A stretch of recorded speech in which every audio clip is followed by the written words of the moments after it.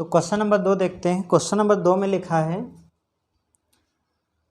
निम्न में 156 का अभज्य गुणनखंडों के गुणनफल कौन है।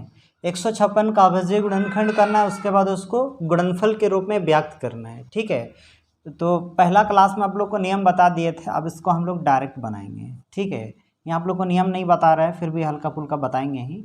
156 का अभज्य गुणनखंड निकालना है, तो लिखना है, इसको डायरेक्ट बनाएंगे। चलो 156।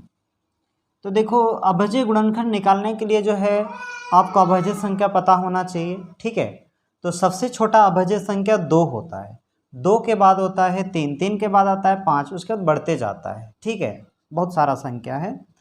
तो इसमें सम और विषम संख्या को पहचानना है। देखिए लास्ट में 6 है, लास्ट में 6 रहने से सम संख्या कहलाता है, और सम संख्या में हमेशा 2 से भाग किया जाता है। सम संख्या में हमेशा 2 से भाग किया जाता है। एक संख्या लेंगे तो छोटा होगा, 2 संख्या लेना है, 2 से भाग करना है 15 को। जब 2 का पाड़ा बोलोगे तो 15 से बड़ा नहीं होना चाहिए, तो 2 सते 14। अगर 2 8 16 करेंगे तो बड़ा हो जाएगा, 15 से बड़ा नहीं होना चाहिए। ठीक है, 2 सते 14, 15 की जगह पर 14 होता है, 15 में से 14 घटाएंगे तो बचेगा 1, 1 बचने से बन जाता है 16। अब 2 से भाग करना है 16 को। जब 2 का पाड़ा बोलते हैं तो 16 8 बार में आता है, 2 8 16, 2 8 16। ठीक है, अगला देखते हैं। लास्ट में 8 है, अब सबको देखना पड़ता है। लास्ट में 8 है, 8 एक सम संख्या है, सम संख्या में हमेशा 2 से भाग किया जाता है।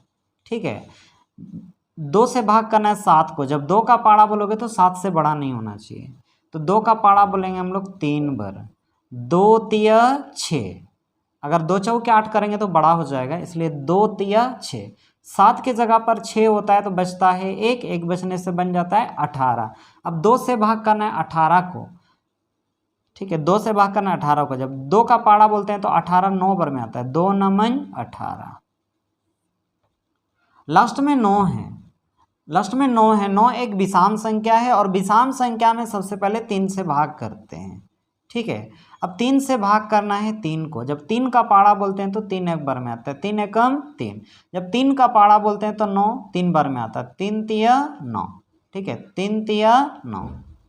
अब यहाँ 13 है, 13 एक अभज्य संख्या है, 13 किसी से भाग नहीं जाता है, 13 13 से भाग जाता है, 13 एकम 13। ठीक है, तो 156 का अभज्य गुणनखंड इतना निकला है। तो 156 बराबर 2 2 सब 2 2 है, 1 2 गुना 3 1 2 है, गुना 13 भी 1 2 है, तो यहाँ लिखना है 13 बराबर।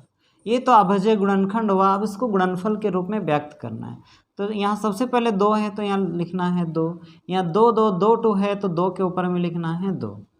ठीक है, इसको घात बोलते हैं। ठीक है, 2 2 2 2 है, माने 2 का घात 2 लिखना है। यहाँ गुना चिन्ह है, गुना उतरेगा। यहाँ 3 है, सिंगल वाला संख्या उतर जाता है। गुना 13 है, 13 भी सिंगल है, ये भी उतर जाता है। तो ये आप लोग का फाइनल आंसर है। ठीक है, अगर आप लोग को समझने में दिक्कत होगा तो आप लोग कमेंट्स करके आप लोग पूछ सकते हैं कि सर जी समझ में नहीं आ रहा है। ठीक है, तो ये आप लोग का आंसर है। तो कौन सा ऑप्शन सही है देखते हैं।